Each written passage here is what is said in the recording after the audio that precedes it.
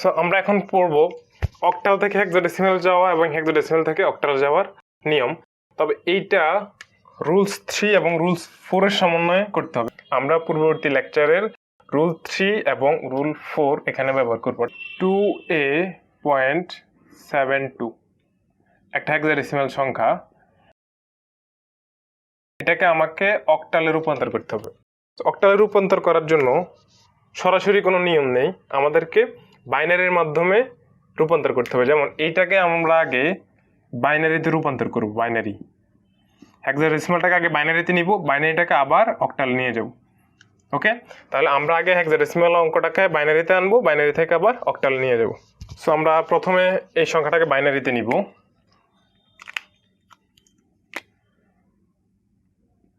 2a.72 যেহেতু hexadecimal থেকে binary 4 bit, তাহলে 2 এর ভ্যালু হচ্ছে 10, 2 এর ভ্যালু হচ্ছে 10, সো লিখতে হবে 0010। এর ভ্যালু হচ্ছে 1010, 4 বিট অলরেডি আছে, সো এটা 4 বিটই থাকবে। 0.7 এর ভ্যালু হচ্ছে 111, তো লিখতে হবে 0111। 2 এর ভ্যালু হচ্ছে 10, সো লিখতে হবে 0010। সুতরাং ফাইনাল আনসারটা আসবে 2a.72 of 16 is equal to 001010.011101010 of 2। So আমরা সামনের পূর্ণ সংখ্যা যেহেতু সামনের দুইটা শূন্য বাদ দিতে পারি, সো আমরা এভাবে লিখতে পারি, এই দুইটা শূন্য বাদ দিতে পারি, তো লিখতে পারি 101010.0111001।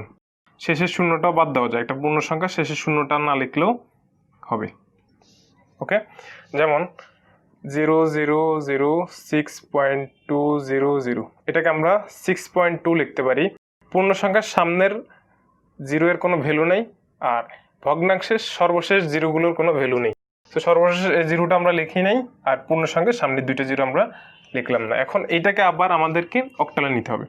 সো 10110.0111001।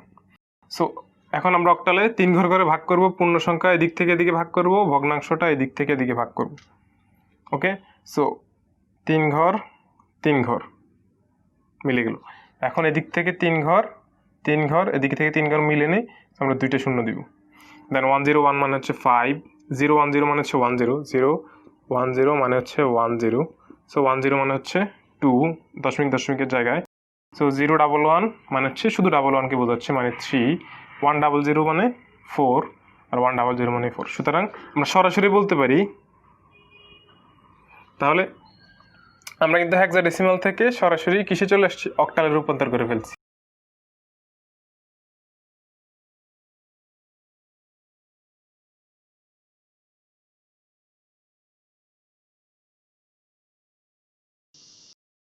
সো আমরা এখন একটা অক্টাল সংখ্যাকে হেক্সাডেসিমালে রূপান্তর করব,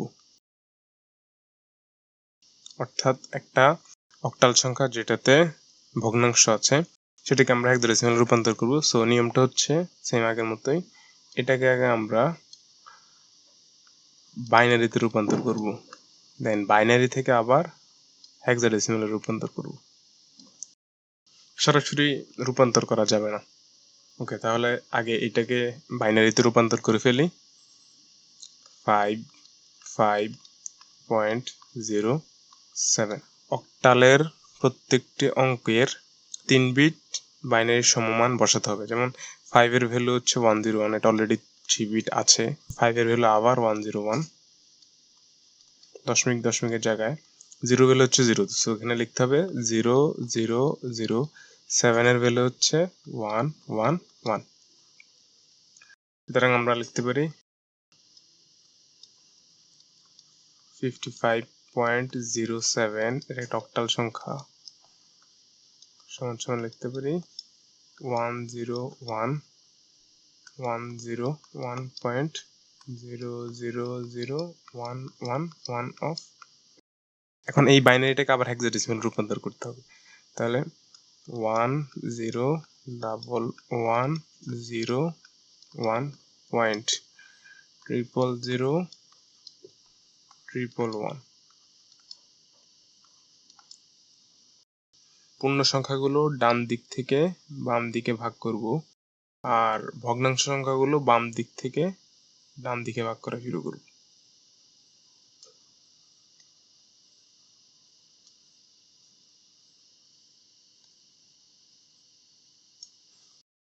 সো যেহেতু আমি হেক্সাডেসিমালে যাচ্ছি, তাহলে 4 ঘর করে ভাগ করতে হবে। 4 ঘর, ওকে। এই দিক থেকে আবার 4 ঘর মিলাইতে হবে। সো যেহেতু মিলতেছে না, সো 2টা 0 দিয়ে দিলাম।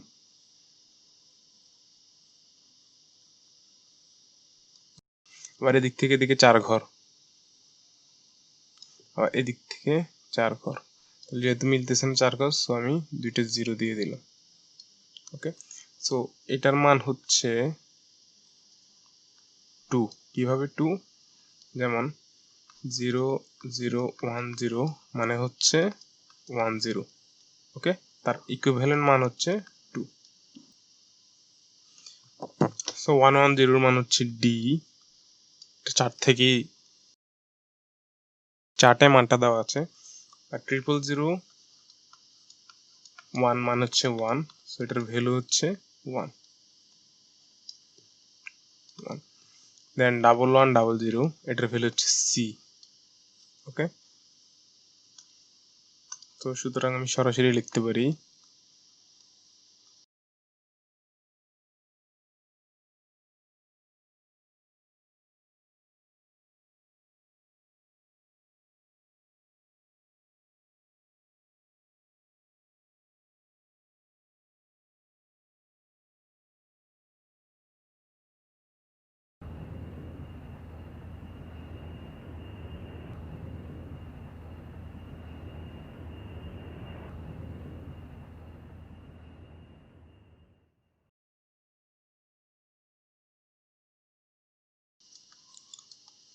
আমরা দেখতে দেখতে সবগুলো শেষ করেছি। রুল 1টা ছিল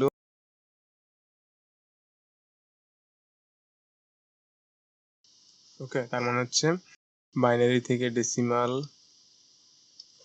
অক্টাল থেকে decimal, hexadecimal to decimal.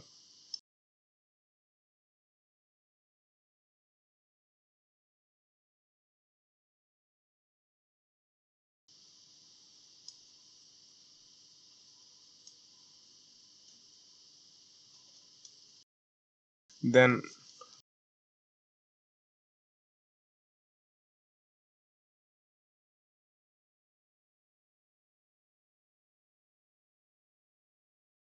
That means octal থেকে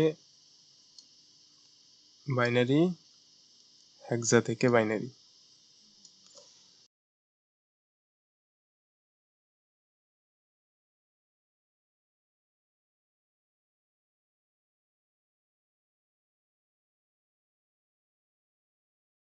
মানে binary to octal, binary to hexa. Then সর্বশেষ যেটা, সেটা হচ্ছে রুল 3 প্লাস রুল 4। এই দুইটা মিলেই অক্টাল থেকে হেক্সাডেসিমাল এবং হেক্সাডেসিমাল থেকে অক্টাল নিয়মগুলো শিখেছি। ওকে, তো আমাদের কনভারসেশনগুলো শেষ। পরবর্তী